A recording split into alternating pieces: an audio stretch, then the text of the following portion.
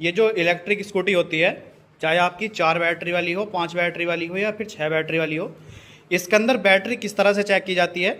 अगर आपकी स्कूटी के अंदर एवरेज को लेकर प्रॉब्लम आ गई है कि बैटरी का जो पहले एवरेज था वो लगभग एक चार्जिंग के अंदर 60 किलोमीटर 65 किलोमीटर, या फिर जो शुरू में आपकी स्कूटी जाती थी अब एवरेज काफ़ी डाउन हो गई है, तो आप उसे घर पर किस तरह से चेक कर सकते हैं। आपको क्या क्या औजार की ज़रूरत होगी जिसके माध्यम से आप इसे घर बैठे आसानी से चेक कर सकते हैं। आपको बिल्कुल स्टार्टिंग से बताऊंगा और कोशिश करूंगा कि एक बार में आप काफ़ी अच्छी तरह से समझ जाए। तो सबसे पहले देखिए, ये हमारी स्कूटी है, इसके अंदर टोटल 5 बैटरी लगी हुई है। मैं अगर इसे ऑन करता हूँ तो नीचे की ओर से इसकी एमसीबी गिरी हुई है। यहाँ स्कूटी के अंदर एक एमसीबी होती है, यहाँ ये एक डीसी एमसीबी है। ये देखिए, इसे जब मैं एमसीबी को उठा दूंगा तो जो मीटर है इसके अंदर लाइट आ जाएगी। यहाँ पे देखिए लाइट आ गई है। अब कुछ समय बाद ये वोल्टेज शो करता है। ये टोटल मेरी 5 बैटरी वाली स्कूटी है। एक बैटरी 12 वोल्ट की होती है, तो सीरीज में कनेक्ट होने की वजह से 60 वोल्ट दिखाती है, लेकिन जब ये बैटरी चार्ज हो जाती है तो उस समय लगभग 67 वोल्ट के आसपास जाती है। तो अभी बैटरी मेरी चार्ज है। लेकिन इसके अंदर मुझे क्या प्रॉब्लम देखने के लिए मिल रही है, जब ये स्कूटी मैंने ली थी तो उस समय पर ये एक चार्जिंग में, सिंगल चार्जिंग में जब ये फुल चार्ज हो जाती थी तो लगभग 65 किलोमीटर के आसपास चलती थी। 60 टू 65 किलोमीटर। मैं सिंगल आदमी की बात कर रहा हूँ। जब मैं इसे अकेला लेकर जाता था और इकोनॉमी मोड पे चलाता था, मतलब पहले गियर में या दूसरे गियर में इसे चलाता था, तो ये लगभग मुझे 60 का एवरेज निकाल के देती थी।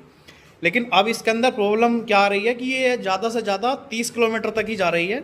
30 किलोमीटर जाने के बाद इसकी बैटरी डाउन हो जाती है।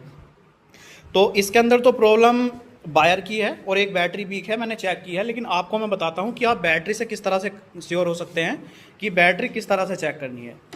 तो यहाँ पे देखिए, ये स्कूटी की जो डिग्गी होती है, यहाँ पे 4 स्क्रू लगे होते हैं। एक हमारा यहाँ होता है, दूसरा यहाँ होता है, और 2 जो स्क्रू होते हैं वो इस जगह लगे होते हैं। यहाँ पे आपको एक 10 नंबर की गोटी लेनी है इस तरह की, इसके माध्यम से आप ये बोल्ट आसानी से खोल सकते हैं। अब उसके बाद आपके पास एक मल्टीमीटर होना चाहिए। मल्टीमीटर आप कोई सा भी ले सकते हो।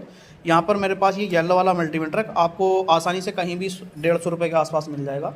अगर आपके पास स्कूटी है तो आप इसे ले सकते हैं, काफ़ी ज़्यादा काम आने वाली चीज़ है।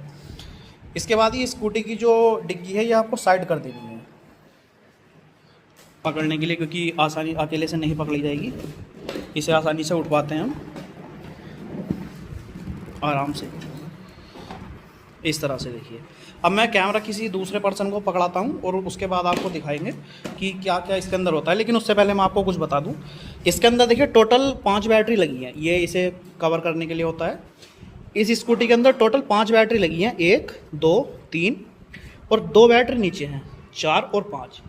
अब जब एवरेज की प्रॉब्लम आती है तो उसमें ज़्यादा से ज़्यादा आपकी 1 या 2 बैटरी ख़राब देखने के लिए मिलती है। 1 या 2 बैटरी अगर आपकी डीप डिस्चार्ज हो जाए या फिर ज़्यादा डाउन हो जाए, तो सीरीज में लगने की वजह से क्या है कि इसके अंदर जो चार्जर हम यूज करते हैं वो एसएमपीएस चार्जर होता है। तो जब बैटरी डीप डिस्चार्ज होती है, जैसा कि आप सभी को पता है कि इन्वर्टर की बैटरी के अंदर भी क्या होता है कि अगर बैटरी की ग्रेविटी डाउन हो जाए तो इन्वर्टर बैटरी को जल्दी फुल कर देता है और बैकअप नहीं होता है। सेम इसी तरह इसके अंदर होता है। अगर कोई बैटरी ज़्यादा डिस्चार्ज हो जाए तो जब हम इसे चार्जर से चार्ज करते हैं तो बैटरी पूरी चार्ज नहीं होती है, जल्दी से चार्जर जो है वो कट कर देता है बैटरी को, लेकिन बैटरी फुल चार्ज नहीं हो पाती। इसे कंफर्म करने के लिए क्या है मैं आपको बताता हूँ। इस स्कूटी के अंदर जो प्रॉब्लम है वो ये है कि देखिए वायर जो हैं यहाँ पर आपको अगर नज़र आ रहे हो तो ये गर्म होने की वजह से पिघल गए हैं, और कोई कोई वायर इसके अंदर यहाँ पर देखिए ये लूज भी है।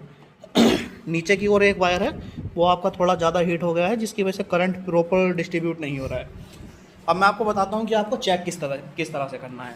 मल्टीमीटर को हमें 20 वोल्ट पे सेट करना है। ये मल्टीमीटर है, इसे 20 वोल्ट पे रखना है। मल्टीमीटर की स्क्रीन आपको ठीक नज़र आनी चाहिए। सबसे पहले आपको नॉर्मल कंडीशन के अंदर ये जो स्कूटी की चाबी है इसे बंद कर देना है। तो ये हमने बंद कर दी है, लाइट चली गई है। अगर मैं इसे ऑन करूँगा तो फिर से आ जाएगी। बैटरी के वोल्टेज नोट करना है। देखिए, इस समय बैटरी वोल्टेज है 12.79, 12.79, लगभग 12.80 हम इसे मान सकते हैं। 12.80 आपको नोट कर लेना है। बैटरी जब आपकी चार्ज होगी तो इतना ही वोल्टेज दिखाएगी, 12.80। पहली बैटरी चेकिंग के दौरान हमारी ठीक पाई गई है। जो बैटरी आपका लगभग 12.5 वोल्ट के ऊपर चार्ज दिखाएगी वो ठीक मानी जा रही है कि फुल चार्ज है लगभग। तो इसके अंदर पहली बैटरी 12.80 है। अब पांचों बैटरी जो लगी हुई हैं इसके अंदर सारे को सेम वोल्टेज दिखाना चाहिए। जैसे पहली ने 12.80 दिखाया तो बाकी जो 4 बची हुई हैं उन्हें भी सेम दिखाना चाहिए। यहाँ पर चेक करते हैं तो इसके अंदर है 12.86, तो ये बैटरी भी लगभग ठीक है। तीसरी को चेक करते हैं तो देखिए 12.85, ये भी ठीक है। तो टेस्टिंग के दौरान पहला जो स्टेप है उसके अंदर 3 बैटरी हमारी ओके आई हैं। अब मैं ये जो चौथी बैटरी है इसे भी लगाता हूँ। कैमरे की हम फ्लैश ऑन कर लेते हैं ताकि थोड़ा आपको क्लियर व्यू मिल सके। अब देखिए, अब मैं चौथी बैटरी के ऊपर लगाता हूँ।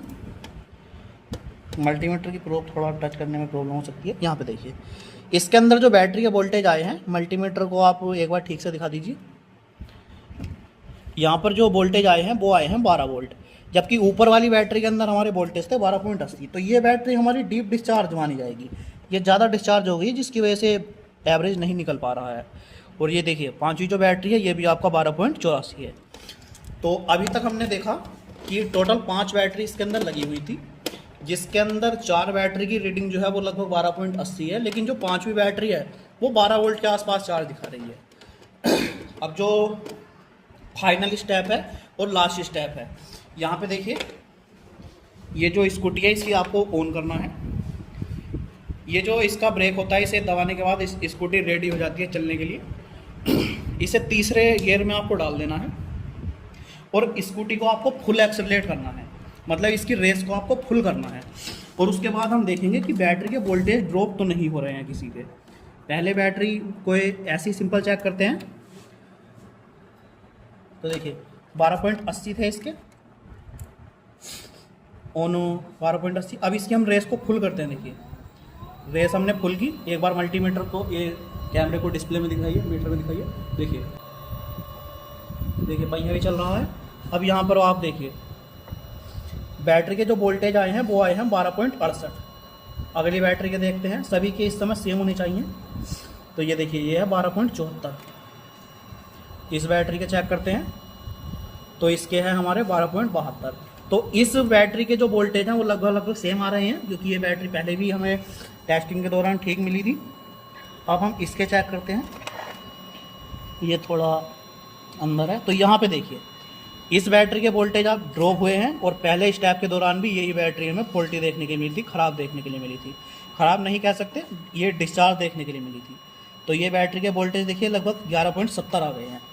अब जो 5वें नंबर की बैटरी है इसे चेक करते हैं, इसके वोल्टेज कितना है। तो देखिए इसके वोल्टेज जो है वो 12.66। जो सभी के वोल्टेज है वो इसके भी है, लेकिन जो ये नंबर 4 बैटरी है, 4 नंबर बैटरी, इसके वोल्टेज कुछ ज़्यादा ड्रॉप देखने के लिए मिल रहे हैं। तो इसके लिए एक उपाय ये है, देखिए इसके वोल्टेज 11.67 आ गए हैं। इसे बंद कर देते हैं। तो इसके लिए एक तरीका ये है कि जो एक्सटर्नल 12 वोल्ट चार्जर होता है इस बैटरी के ऊपर हम वो लगाएंगे। लगभग 2 घंटे के आसपास इसे चार्ज करेंगे और उसके बाद हम इसकी जो ओरिजिनल चार्जर है जिससे स्कूटी चार्ज होती है उसे इसे लगा देंगे, उससे लगा देंगे। और एक बार सेम प्रोसेस हम फिर से करेंगे। अगर बैटरी के वोल्टेज चार्जिंग के दौरान भी, चार्ज करने के बाद भी, एक्सटर्नल चार्जर से चार्ज करने के बाद भी बैटरी के वोल्टेज ड्रॉप होते हैं, वोल्ट अगर बैटरी तोड़ती है तो ये बैटरी ख़राब मानी जाएगी। इस तरह से आप इलेक्ट्रिक स्कूटी की बैटरी को आसानी से चेक कर सकते हैं केवल एक मल्टीमीटर की सहायता से। जो स्कूटी की बैटरी हमारी डिस्चार्ज थी उसके लिए हमने एक यहाँ चार्जर लगा दिया है। इस चार्जर से हम बैटरी को एक्सटर्नली चार्ज कर रहे हैं ताकि बैटरी हमारी बूस्ट हो जाए और उसके बाद जो इसका चार्जर है उससे ये आसानी से चार्ज हो सके। तो देखिए क्लैम्प मीटर हमने लगाया हुआ है, लगभग 6 एम्पीयर से बैटरी चार्ज हो रही है। इसे ज़्यादा चार्ज नहीं करना है, केवल हम इसे 1 घंटा चार्ज करेंगे और उसके बाद ये अपनी जो नॉर्मल कंडीशन है उसके अंदर आ जाएगी। तो देखिए 1 घंटे तक मैंने इस बैटरी को चार्ज किया है। जो वोल्टेज ड्रॉपिंग पहले आ रही थी अब वो नहीं आ रही है। मैंने बैटरी कस दी है, नहीं तो मैं एक बार आपको दिखा देता। लेकिन जो पहले प्रॉब्लम आ रही थी, मीटर के अंदर भी बैटरी काफ़ी जल्दी डिस्चार्ज हो रही थी, वो सारी प्रॉब्लम जो है मैंने इसके बाद जब चेक किया है तो वो कम हो गई है। अगर आपकी बैटरी 2 साल से कम की है, मतलब 2 साल पुरानी बैटरी है, तो आप ये ट्रिक अपना सकते हैं। बैटरी को एक बार बूस्ट चार्जिंग कर सकते हैं अलग से ट्रांसफार्मर के माध्यम से। लेकिन अगर आपकी बैटरी काफ़ी ज़्यादा पुरानी हो गई है 4 साल की हो गई है, तो ऐसा करने का कोई फ़ायदा नहीं होता है, क्योंकि ये जो बैटरी लगी हुई है इसके अंदर लीड एसिड बैटरी, इनकी लाइफ ही इतनी होती है 3-4 साल। लेकिन अगर 2 साल से कम की बैटरी है तब आप ये तरीका एक बार अपना सकते हैं, आपको अच्छा रिजल्ट देखने के लिए मिलेगा। बाकी अगर आपको वीडियो अच्छी लगी तो वीडियो को लाइक कर देना, और ऐसे ही नई नई वीडियोज़ के लिए चैनल को सब्सक्राइब जरूर से कर लेना।